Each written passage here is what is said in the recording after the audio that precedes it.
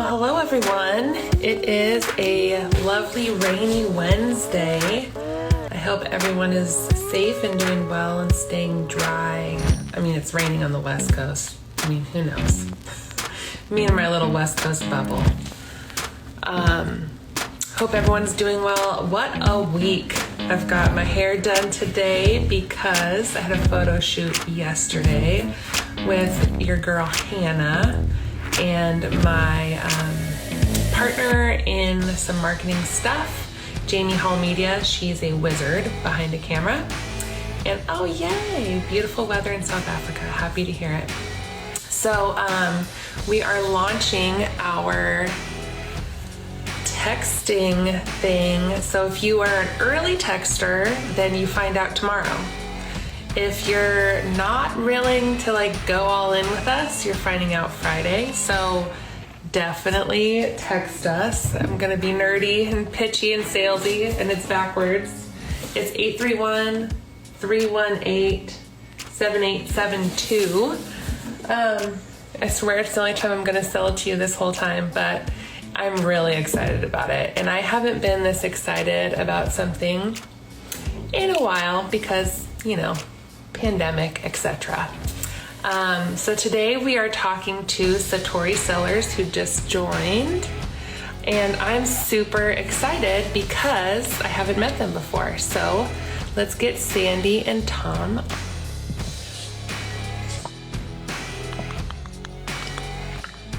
Let's see. How are you guys? Good, Erica. Nice to meet you. Nice to meet you. I know you guys are the first ones that I haven't met that I've had on live, so I'm so excited to meet you for the first time too. Virtual, it's the new thing. Hey, and I'm so happy because in California, well, in our area, we just moved to the red tier. So I just had an indoor meeting. Good for you. Good for you. The little things in life, so. And you guys are in Gilroy, so I'm in Watsonville, literally just over the hill, 20 minutes from us. And so I want to hear all about your guys' story, how you got into wine, what you did in your previous lives, if Jerry Garcia is an inspiration for Tom's hairdo. He is he's him incarnate, so yeah. I love it. That's kind of part of our past, actually, was we were Grateful Dead heads together. We were friends for 17 years before we got married, and we were Deadheads, and that's kind of the start of our friendship and our history. So it's kind of funny. Oh my gosh! So my parents went to a Grateful Dead concert, and so that's like my childhood music. I love it. Yeah, we went to more than one. Well, you should. If you're Deadheads, you should. So tell us about where your story began. I think I saw San Rafael, Sandy, in your past. Mill Valley. We met in Sausalito, actually, at a friend's party. It was a long time ago now, but I just remember the first time he met me, he said, "Oh, that's the girl I'm going to marry." And then 17 years later, we got married. But it took us a while. So Tom, were you scared, or how did you know and then wait 17 years? No, it wasn't time, Timing's everything with everything in life. And I wasn't ready, but we stayed really good friends and we kept in connection, and, history and friendship and relationship is really important to both of us. So I think we were both scared. In those days we were more career oriented. So I worked in the operating room. I was a blood specialist and had my own partner in a company, and Tom. Semiconductors. Yeah. Engineering. Yeah. Another engineer. So many people come to the wine industry from totally random backgrounds. And I love that. So you both had science brains, it sounds like.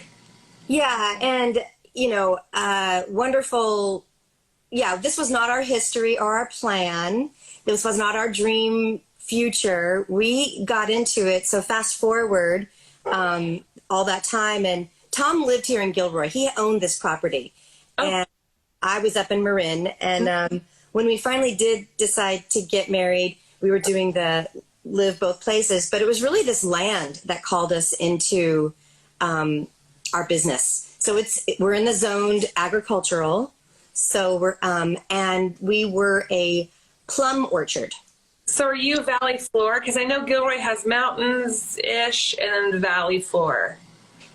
We're about 400 feet above sea level, but yeah, we're more floor than mountains for sure. Sure. Okay, so it was a plum orchard. What kind of plum do you remember? Yeah, it's the French plums that they dry for prunes. Because Santa Rosa plums, they're my favorite. They're like really tannic, red. Yeah, these are the ones that are really small, really beautiful, but they're better dried, Yeah.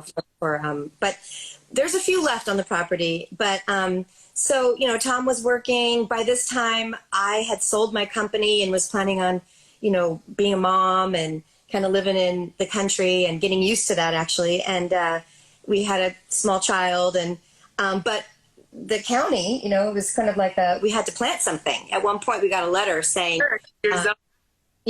like your plum trees are dying. What are you going to plant next? And we both, there was a Segway story, which is a small. It's so interesting to me that they would send that letter. We have an old decrepit apple orchard that's also ag. And we are just replanting this year. But it's just so funny. It's like they've got to have something better to do. Yeah. You would hope so. You would hope so. I think they were afraid of, which is actually good, but like disease control. So if we weren't watching what we were doing, we could pass on stuff. So, in essence, it was the kick in the butt to kind of start the next chapter. But we did have a segue to Christmas trees, which is kind of a funny thing because I always go, why did we do that? But Tom's from the East Coast originally. I'm a California native, Bay Area girl. And so Christmas trees was a big thing, so we thought, oh, how beautiful a Christmas tree farm. But we actually really love trees. And so we did plant, 7,000 baby Christmas trees, which got us going because it was what had us start the irrigation and kind of laying out, and pulling the dead trees that we needed to pull. But the land was so barren after that we didn't really want to ever cut a tree down again, because it was like, oh my God. But they didn't last. But that's okay, because then we, talked and thought, You'd rather screw up on Christmas trees than grapevines. yeah, because we were practicing. A little less expensive. Yeah. Because we weren't farmers and we didn't have any background in it at all. So it was, but it was the next step. And sometimes, Tom's so great at this. He's like, you just have to take the next step and do something to get going. Yeah. And so then we decided, well, heck, grapevines look pretty. Why don't we start with a small section of grapevines? And I always say it was his midlife opportunity because it was, it was a hobby that started out with his engineering friends. And I think it was his 40th birthday. I just remember we were having a party and a bunch of him and his friends were online ordering very expensive winemaking equipment. Probably a lot of wine had been consumed to get to that point too. Certainly. And they got into some hobby winemaking competitions, and it was just really fun. I just remember sitting back thinking, God, he seems so happy. And it's so fun to see people who work really hard in their businesses have something outside of their job to keep them happy, that make up for the time that they're in the office or flying on airplanes. He was part of the 3 Million Mile Club, traveling all around the world with his business before. And so, yeah, he paid his dues. So what type of vines was your first go around? Were you successful right out of the gate, or did you have another? No, we were successful. It was actually pretty random. It was the guy who drove me to the airport all the time. He was a home winemaker, and so he suggested the vines, got the order, and just said, is it okay if I place it? And I said, okay. And so it was a mix. It was 5 different vines at that time. Okay. Cabernet Sauvignon, Merlot, Petit Syrah, Zin. So it was a nice mix, actually. Yeah. It was like 3 acres, right? So it was really small to begin with. Again, just to get the county off our back and to have a hobby and to enjoy the property. We have a 20-acre ranch here, and what year is this at the time? What'd you say? What year is this? That this is 2000. Okay. Yeah, and I always used to think that Tom was the happiest when he was on his tractor.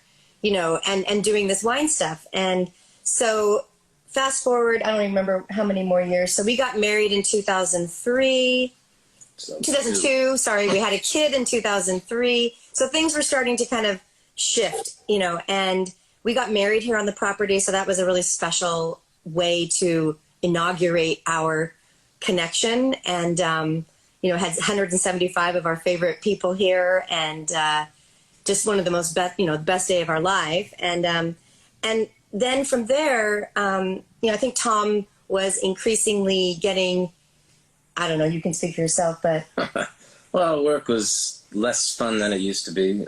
And 300,000 mile club, that says a lot, or 3 million. 3 million. Yeah, I mean, yeah. That was a lot more than that, actually. But, it was time to, well, it wasn't time yet. But, the company got sold. So I used to work with Swedish folks. I don't want to insult anybody, but Swedish folks are wonderful to work with. Yeah. And then we went to the Germans. Let's just say the Germans were a little bit more structured.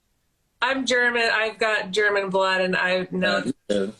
Yeah, hey, it's a good work ethic, but it's hard to work for a company that's solely German, like based out of Germany. They went from it was just I could see he wasn't as happy. Well, culture, right? It was just a culture that it's a culture change, and so one day he came home, as I remember it, and kind of just said, "Hey, what do you think about starting a winery?" And I was sort of like, "Well, when did you learn how to do, how do we know how to do it?"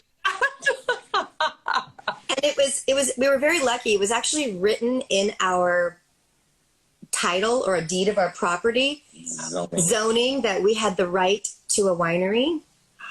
It was very lucky. So again, it was this property that sort of like pushed us and kind of, it was very patient for all these years, sort of waiting for us to step into this. And then, and I said to Tom, I said, well, why not? As long as, here's what I said. As long as it's fun, then we can do it. I don't want to end our businesses and then start another one and become like tangled up in the misery that sometimes businesses can be. Well, yeah, especially if you're doing it together, because now you're owning a business as a couple. Sorry, my dog was barking, and then the neighbor mowing the yard again. So I need. Yeah, so I just said, as long as we can keep it fun and we're going to have a good time doing it, one of the things that we've been known for in our lives is we always threw the best parties. Oh, I see. You guys are my people. We need. Yeah. And I used to always tell Tom, this was before the winery and probably even before, I think maybe we had done some hobby wine, but I said, if we could only learn how to throw a party and make money at it, boy. No, I remember the day exactly. Okay, all right. We had a big party the night before, and we have a second story, and we looked out at the aftermath, and it was pretty impressive. I mean, there was a lot of cleanup to do. Yes. Yeah, a lot, and you said then, she goes, boy, if we could just make a living doing this. Yeah. If we could turn this into. She planted the seed. It's like, like maybe we could get Kathy saying, yeah, I like parties. Anyone in the wine industry that doesn't like parties, they should switch jobs. Yeah. So now we host parties for 200 to 400 people a weekend, and obviously before the pandemic, but it's, we sort of, bumped into this thing, and then we got serious, and I had a friend from my Marin days who was the wine grower for Robert Mondavi, and he came down and tested our soil. So we got serious, and there was seriousness to it that helped us really focus on what varietals would be the best for our land, and what we could grow, and then the cuttings. A lot of that's I wrote you a little email, but I said, Tom's really the wine master, and I'm the vibe master. Vibe master, I love that. And so your guys' colors, there's like really happy rainbow. Yes, I'm so glad. Just like little psychedelic action, so I get the deadhead thing. But yeah, I mean, just like you want to go there and have a good time. Yeah, we are unpretentious. We're real. We've lived enough of our life that we're settled in ourselves, and so I said to Tom, I do not want to be another chateau on a bottle. Yeah. I want to really swing out and create vibrancy and aliveness. And I remember him saying, well, Zinfandels can have a fun label or a fun name, but really the other wines, they can't. And I go, well, who said that? You know, because I remember in the early days, you know, it was, Oh, yeah. you know, the Zins were having fun. And yes, we do have a lot of Zins in our repertoire, but we also have Merlot. And so some of our names like Petite Syrah, Haha, or the Tada Syrah, Yeah. you know, all these fun things. And so he let me run with that part of it.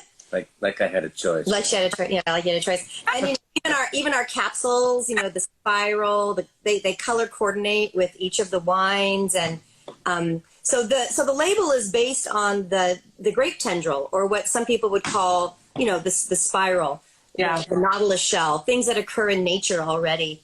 And so we're really trying to bridge some consciousness with our winery, you know, some awareness, some love of our land, the way we treat our land, the sustainability, I mean, we're not certified organic, but we don't use pesticides or you know, we're really trying to harmonize. And that's our personal preference. Yeah. I feel like organic is great. I mean, there's a lot of expense going into certification. I have an ag background, so that I understand.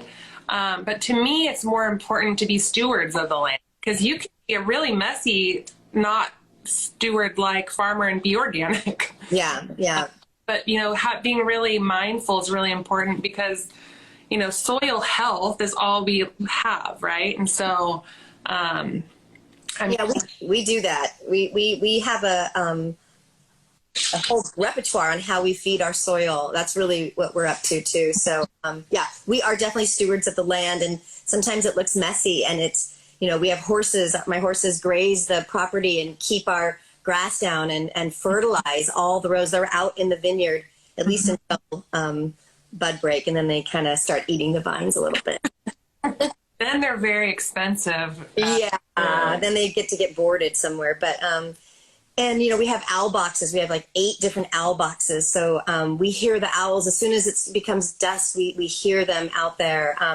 For bird control, my husband Tom invented this contraption that literally goes above our vineyard on a motorized pulley system that scares the birds away, so we don't have to net or kill animals and stuff like that. So, you know, it's a lot of fun to play with the different variations from the way that we take care of the vineyard and the way we sell our wine as well. Yeah. All right, Tom, I'm going to hot here for you. So I want to hear about your winemaking style. Like, what are you really going towards? Are you looking for jammy? Are you picking when it's really ripe, or how are you kind of navigating that? Definitely, I'd much rather err on the side of overripe than underripe, especially with Zinfandel. About 40% of the vineyard is Zinfandel, and that's a tricky grape because it's so uneven. So I always err on the overripe. So yes, jammy, big, dark, bold wines. But if I had an underlying theme or whatever, it's really just I do pick when we pick. But other than that, it's just let the wine be what it wants to be and don't screw it up. So intervening crazily, you're letting it. Are you using commercial yeast? Or are you inoculating? Or are you using natural? No, I do use commercial. Mm-hmm. And are you in oak, neutral oak, toasted oak? What's your... Definitely toasted, but it's a whole range of new oak, 1 to 2 year old oak, and maybe 4 to 5 year old oak. So it's a blend and a balance. Mostly it's French. Mm-hmm. I put a few American in there for the Zinfandel in particular. And yeah. Are you all estate wines? Except for the Chardonnay. And our Prosecco. We have to have, so our Chardonnay and our Prosecco we buy, but everything else is estate. Every third year we'll do a Pinot, which is not estate. We bring those. Yeah, we bring it. Yeah, it's too hot here for us. We're on the sunny side of Gilroy, so we get those long, sun days. I always joke that if you're coming back over the hill on a summer day, it's like the traffic is always backed way up because it's free air conditioning on this side of the hill versus that 20-minute jaunt to Gilroy. Yeah. And yet it's such a lucky temperature because then, we can be 50 degrees difference or, from day to night because then when it's so hot in the valley, all that fog comes over and then we get that. So it's great for growing grapes. Yeah. And for cooling. And tell me about the Prosecco. So I haven't had any of your wine. I know. Now on my list because this is just, I can't stand knowing you now and not having your wine. Yeah. But I didn't know you did a Prosecco. Can you tell me about that? Well, we buy it. It. Yeah. Those are just a fun thing because we do mimosas and, and then, stuff like that. And then I also make sangria from some of our wine. And then we call them Sansecos because we put the sangria and the Prosecco. So we have some fun things that we do. Ooh, see, whenever I have a wine that is forgettable and I'm trying to lose the COVID 20-pound situation, I don't it because I'm like, if it's forgettable, I don't want the calories. So I put it in like a sangria pile. And then on a Saturday, or if I don't want to wait till 5, I make a little sangria. Yeah, it's always funny to use our wine because we go, oh God, our wine is so good. But people love it. It's like, it's just another thing to play with. That's kind of our word here is we play with it all. And it kind of goes back to you not being pretentious. Like it's great wine and you can make great sangria with great wine. I mean, but just the fact that you're willing to play around like that, I just think that that's, staying true to who you are. So I think that's yeah. Yeah. And he's an award-winning, he's no slouch, especially in our valley and, what he's accomplished with the awards, especially from the San Francisco Chronicle wine tasting and many different other ones. But, I think we blend the quality and the fun and the vibe with, award-winning estate wines, which it's a good way to do it. I don't know. Yeah. Yeah. And so where in Gilroy, so I'm on Highway 101. Are you like, where? Yeah, we're at the east side, behind the outlets. Okay. And in fact, this weekend we had people who found us because they wanted to go shopping, and then we're close to the outlets. Yeah. Kind of up by the hill, so it's a nice view. It's on Buena Vista Avenue, beautiful view, and yeah. And are you open currently for tasting outside? And we are almost a completely outdoor wine tasting anyway.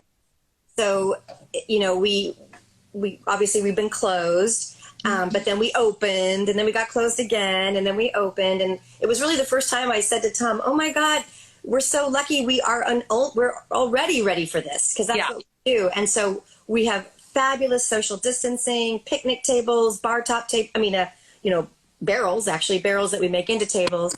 So we have a lot of space, so it's been really easy to give everybody a feeling of appropriate social distancing. We already served people at the tables. That was just our style, so people don't stand at a bar in line. So everyone sits down, and then we come to you. So that was already our style as well. So that worked out great.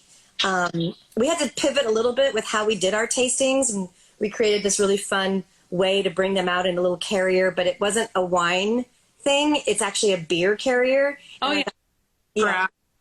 Well, and then I got these compostable, plant-based cups. So they get their first glass with their Prosecco or their Chardonnay, which we call their palate cleanser. And then we bring the reds out. We have a Zinfandel flight and then a traditional flight that they can order. And then we bring it out and then they pour their own. And so it's actually, there's been so many benefits and so many things we've learned from this experience that have helped us tighten up some of the areas in our business that elevated us. So sure. And so what's your total case production? Roughly 2,000 or 1,800 would be the average. And are you mostly direct to consumer, like just at the tasting room? Yeah, we sell a couple restaurants, but we don't do any distribution. I don't want to go into that. I want it to be from here, from our family space here. And right now, since the pandemic, we actually cut back our hours.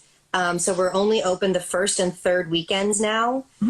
And we've sort of, in order to really appreciate our wine club members, I know you are hearing this a lot as a theme because I watched a couple of your other videos. Our wine club members really stuck with us, through this pandemic and it was a real test to see, gosh, will the vibe and the wine and the experience be strong enough to hold people when they can't come here? Yeah. So we did give great discounts to our members to keep wine moving off the shelves. We offered delivery, free delivery, and pickups here. A lot of people just wanted to come out and meet us in the driveway with our masks on and say hi. But, we had to pivot, and we were delivering Bay Area wide, but it was fun. It got us out of the house. And right. At least you had something to do. Yeah, it was really, actually, my son and our son is 17, and we would go together. And so it really became kind of fun. And so we opened softly back up for our members only for a while. And we still take people, like by Friday of the weekend that we're open. If we have room, then we allow people to come in. And I haven't had to turn anybody away who's come to the gate. Okay. Again, we have enough room and enough staff to properly cover 2 weekends a month, but that's kind of what's happening right now. Yeah. And is it family friendly, animal friendly? What's the...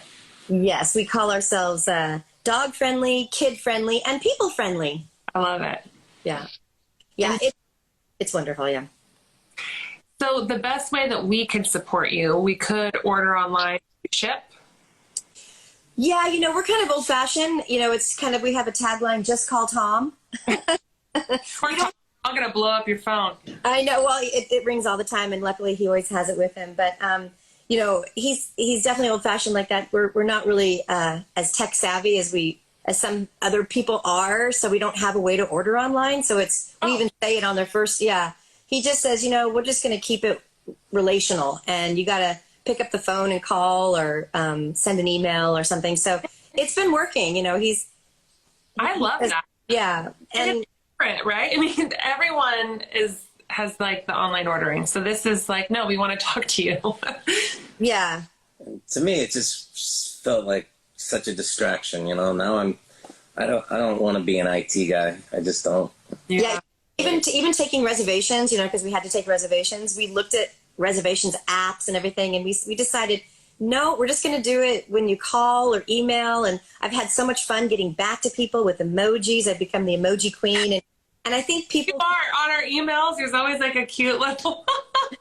I have fun with it. And again, if I don't know if it would be as fun with an app. And I want people to feel the energy from the start, the first time they order wine or make a reservation, that they actually feel it through the web. So I love that.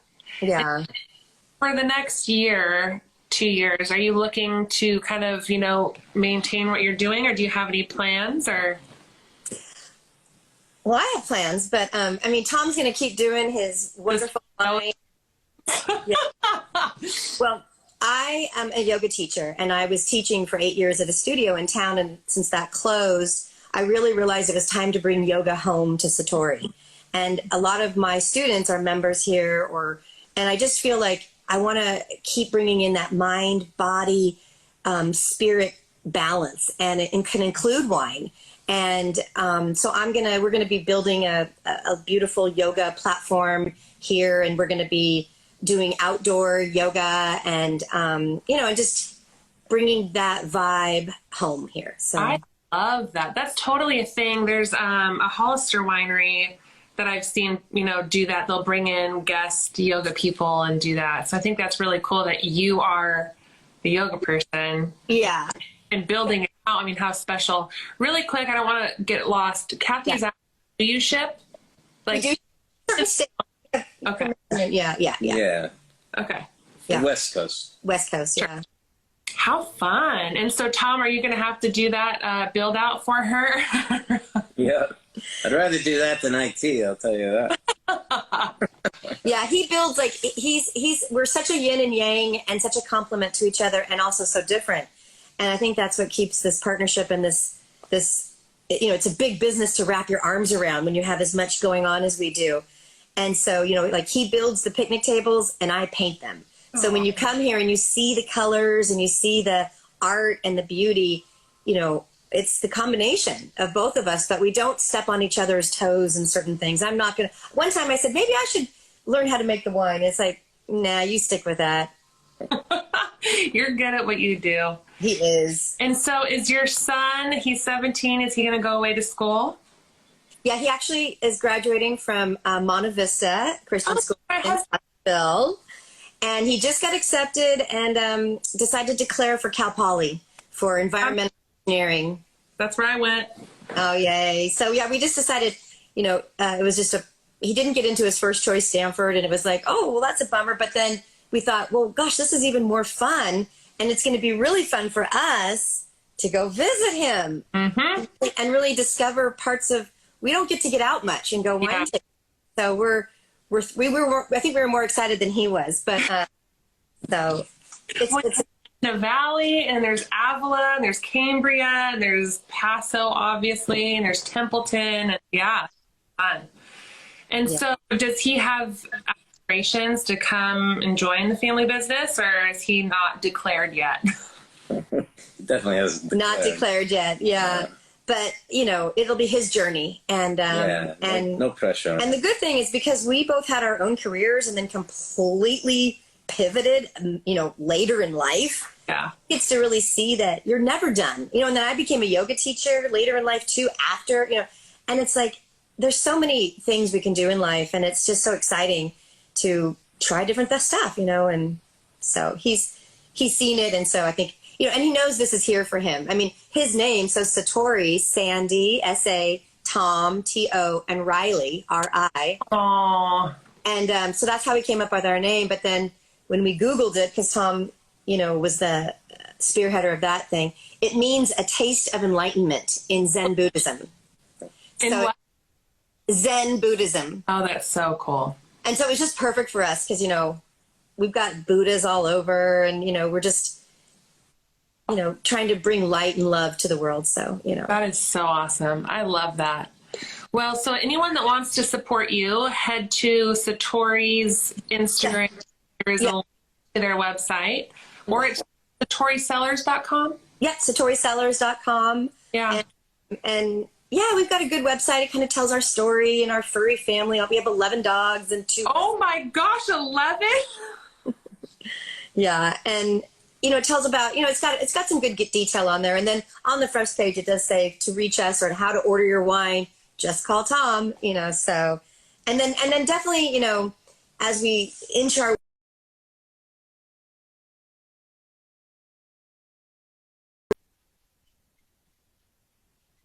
and really support artistry in all forms. Well, that's cool. I saw my girlfriend was on here. She lives in Hollister. I'm not sure if she's still here, but Bree, we're definitely going to have to go. Yeah. We'll get you in. Yes. Well, thank you so much for joining. Erica? Yeah. On the wine club front, quick question is, how many times a year is it? And is there a discount, or how does it work? Yeah, we have 2 different wine clubs. One is called the Celebration Club, and that's 6 bottles 4 times a year. And then we have one called the Sippin' Club, and that's 2 bottles every other month. Oh, I love it. No fee to join, you know, it's just this. And then they get different accruing discounts starting at 15% for the smaller wine club, going based on how much you buy, all the way to 35% or 30%. 30%. Yeah, 30% on case price. Free tasting. Yeah, free tastings. Bring guests. Yeah, it pays to be a member. Because okay. and then we say, you know, you're part of the Satori family, you know, when you join the wine club. So that's one of the things we want to do more moving forward. Oh, yeah. Is special events for wine club only, comedy shows. Yeah, we're going to do a comedy show coming up with a guy from Watsonville who is a comedian from K-Pig, and yeah, lots of fun stuff. We're figuring out dinners and all sorts of stuff. Oh, I love that. Yeah. Well, perfect. Thank you guys so much, and can't wait to meet you in person and try your wine. It's going to happen. Like, I need to go online right now.